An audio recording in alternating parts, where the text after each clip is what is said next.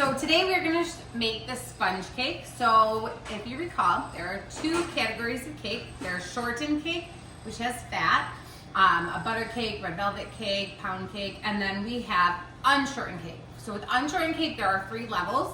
Angel Food Cake is level 1, where you just use the egg white foam, and that's what kind of makes the cake rise. That's your leavener. Then we have sponge cake, which uses the egg white foam and the yolk, and it's a technique called ribboning, which I'm gonna do today.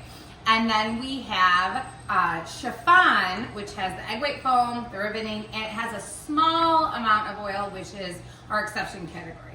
So we decided you're gonna make the sponge cake because that has a combination of the egg white foam and the ribboning. So let's get started. So you're gonna have a day to measure everything, and mise en place is really important in this recipe. So the recipe calls for 6 eggs, and you are going to be separating them. So you need the egg white and you need the yolk. So I'm gonna show you how we go about doing that. So we are going to crack your egg. You can use an egg separator, and we are going to, I'm going very slowly. You do not want to break that yolk. You go back and forth. I like using the shell because I feel like the edge of that is sharp to kind of break into that white membrane, okay? And then I'm going to put my yolk right into the mixer. And I have the white I'm gonna put right in here. All right, just like so. Now, it is really, really, really, really important, if you recall from Culinary Basics, that this white cannot have any yolks. If you get a dot of yolk in there, it will not foam up, and then it's a waste. So notice you separate in one custard cup at a time, and then you dump into the big one. You don't want to just keep breaking it in there, because if you make a mistake, you have to fix all of this rather than just starting over with one new egg, okay? So in here is my yolks. So I'm using a whisk attachment, and we are going to add to that 100 grams of your sugar. I'm setting my whites off to the side. So your recipe calls for 200 total grams of sugar, but you're using them in multiple different ways. So here's my 100 grams, and then I'm using 50 grams in another component and the other 50 grams in another. So I divided it that way, okay? So I'm gonna add my 100 grams right into there. I'm gonna lock it into place. I'm gonna start and I'm gonna ribbon it. So what's happening is right now it's bright yellow, and we wanna let that sugar mix into this, incorporating air. It's gonna lighten and turn a pale yellow, and that sugar will dissolve in the yolk, and we will be back. Okay, so we are back, so you can see how much lighter pale yellow that has become. So I'm gonna stop it. And to that, we are going to add in our water. So you need a very small amount of water just for some moisture to loosen that up. And then you're adding a teaspoon of vanilla for flavor enhancement. And if you recall, the yolk is just the fat part of the egg. So this is what's like flavoring this delicious cake. And then we're gonna add in 1 tablespoon of zest.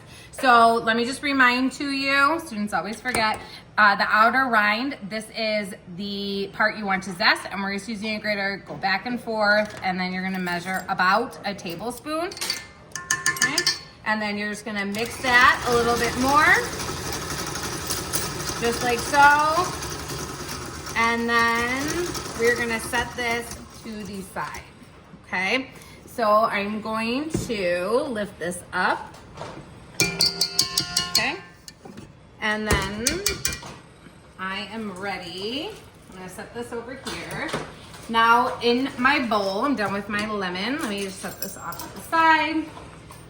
Cleaning as you go.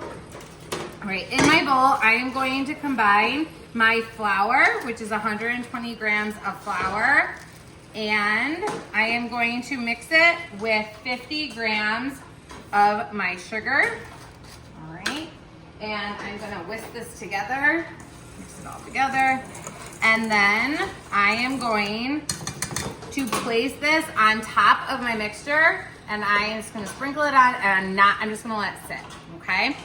So now, you should clean your bowl, or you get another one, depending on how your teacher allots this. This is a lot of mixing. We are gonna take our egg white foam, and we are going to mix. We have to clean this, and you're gonna beat this till stiff peaks. I'll be right back. Okay, so now we are going to beat our egg whites to stiff peaks or white foam. So we're gonna add in, and again, if you have any yolks in there, it will not work, okay? So we're gonna lock it into place. Notice, I'm just gonna let it kind of do its thing. Over here, we're just letting this set, all right? So the ribboning was turning it from that bright yellow to pale yellow, and then I have my flour on it. I'm setting it to the side. I'm mixing my egg whites until it's foamy, and then I'm gonna add a stabilizer called cream of tartar. So we're not adding it yet. So see how it's foaming up? That's how you know, okay, there are no yolks, I'm safe, I'm good. All right, so you can see it's getting thicker and thicker. Now, I'm just gonna stop it. You can kind of see what that foam looks like. That's what foam is. And now we can add in our cream of tartar. And like I said, the cream of tartar is gonna help stabilize these, the meringue, so it sticks and becomes a fat, it's like a cheating version of egg white foam. Okay, so put it on full speed, and we'll be right back. So we are back. You can see, this is what I mean by stiff peaks, okay? So let me just show you. So stiff peaks means it holds its dollop. If it was soft peaks, it would be limp, okay? So at this point now, you're gonna add your last increment of sugar, all right? So I'm gonna add my last 50 grams of sugar, and you're just going to mix it until it combines. This is gonna give it a little bit of a shine, add flavor, and just help stabilize it with the cream of tartar. All right, so I'm mixing. All right, so we are good. I'm gonna do it one more, 30 seconds or so. If you over mix it, it deflates. So you don't wanna over mix, but you wanna make sure it's all combined. All right, look how, so you can it's probably hard to see in the camera, but you can see that sugar made it a little bit more glossy, which is amazing. All right, so it's beautiful egg white foam. All right, so now all of this garbage and whatnot your partner should be cleaning, okay? So now we are ready for our final addition. We are going to, let me get my pans and whatnot. So here is, okay, so we are going to implement this in 4 different stages, meaning mix it in 4 different stages. So I'm gonna divide this into 4. I'm gonna take my first fourth, flop it right on there. And at this point, I'm just gonna mix it normal. Like mix it normal until it's all combined, just like so. Okay, go around, clean the sides, make sure you're really getting it all mixed together. Okay, then I'm going to take my next fourth and I'm going to fold it in. So the reason why I'm mixing this first one is just so I have the base of my batter. Now I'm gonna start folding this in, and that is really important that you fold, because you want, plop it right there, just like so.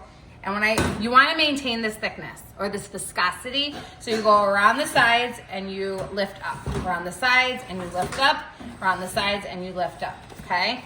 And it should be growing, okay? So the egg white is our leavener in this recipe. So that's what's going to give it all of its height, okay? So see how I'm doing that? It's gonna look a little marbled at this point, and that's totally fine. All right, I'm gonna do my next batch.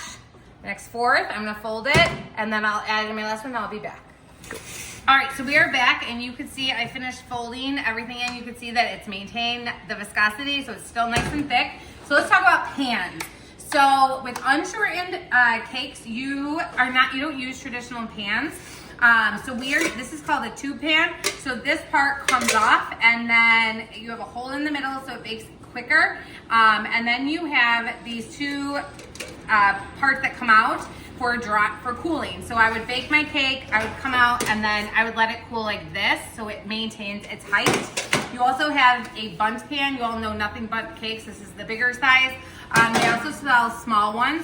So usually sponge cake, when we make it, we have the hole in the middle, so your teacher will tell you what pan to use. For my demo, I'm going to use the tube pan. You can also use the bundt. And then if your teacher wants you to make mini bunts, you would make probably about 10 of these, portion them with the yellow portions group, okay? So I am going to pour my batter into the 2-pan.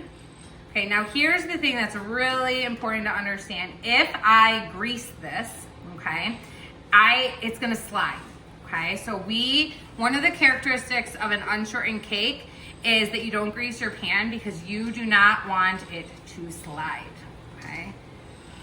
Oops, and I'm getting some of the batter on the table, which my partner, if I had a partner, would be cleaning that for me, okay? All right, so now I'm going to kind of spread this around like so, okay?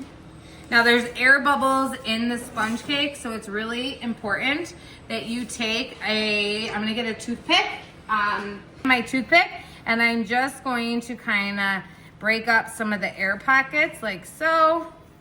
And then this is gonna bake for about 20 minutes at 350 degrees, and we'll show you what it looks like when it's. All right, so we are going to prep the vanilla glaze for your sponge cake. So you are going to be garnishing this. We're gonna have like a little garnishing competition, and we want something to enhance your cake. So you're used to the carrot cake, you made cream cheese frosting. For the red velvet, you made like a buttercream cream cheese frosting. So now we're gonna make a glaze. So the difference between like buttercream and frosting is the glaze is horrible, okay? So you start with an icing sugar, which is your powdered sugar, also known as confectioner's sugar. Students get very confused. So you're gonna have 230 grams of this, okay? And then we are going to take a whisk, and you're just gonna break up those clumps, okay? And then we are going to add 2 tablespoons of water, okay? And then you're going to add vanilla. So sometimes you'll have glazes where it will call for like almond extract or another flavored extract, and that's just to have undertones of that flavor, but we're just going with vanilla. And then what's happening now is we are diluting that powdered sugar into the liquid, making a glaze. So glaze is gonna be pourable. And if it ends up being too thick, you can always add a little bit more water. And the goal here is that you really just mix it all together. I don't think we have enough water, so I am gonna add 2 more tablespoons and we'll be back. Go. All right, so I added 2 more tablespoons of water to this, and if you think it's still, like if yours still looks thicker, then show your teacher and you'll just add a little bit more water at a time, okay? So see how it's nice and pourable? Okay, so now what we're gonna do is I am not gonna glaze this yet. I'll show you once the cake is cooled. So because I'm not doing it right this second, I'm gonna put it in my baggie. Notice I took my baggie and made it like a little bowl, so I'm working by myself. I'm gonna pour directly in to there, and then I'm gonna label it for portioning and glazing later.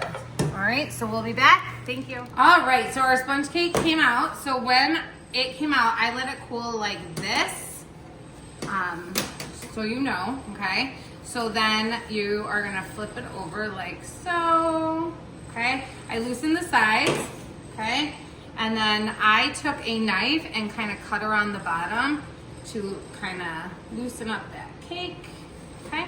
So now you have a couple options. You and your table can, or your partner can essentially decorate the entire cake, or you can decorate one slice with your glaze. So I'm just gonna do one slice. So I'm going to cut here like so, okay? You can decide how big, how small you want the slices. Essentially, this is your cake, okay? So, and you can see it's nice and spongy, hence the word sponge cake, okay? You can see that beauty, all right? So then I am going to, you're gonna spend a lot more time with the garnishing, so you can decide if you want it. I want mine like that. I'm gonna get rid of all these little crumbs. And then I am going to take a little bit of my glaze and just kind of drizzle it back and forth. Obviously, you're gonna spend a lot more time on this. Another way you can do this is, once this is completely off the pan, you could take all of the glaze and kind of go around and let it drip down. So you and your group can decide. Enjoy.